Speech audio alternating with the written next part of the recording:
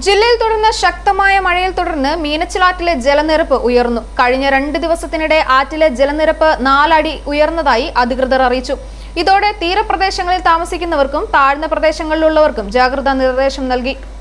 അതിശക്തമായ മഴയാണ് 4 ദിവസമായി പെയ്യുന്നത്. പാല അടക്കമുള്ള കിഴക്കൻ പ്രദേശങ്ങളിലാണ് മഴ ശക്തം. ഇതേ തുടർന്ന് മീനച്ചിലാറ്റിൽ ജലനിരപ്പ് ഉയരുന്നുണ്ട്.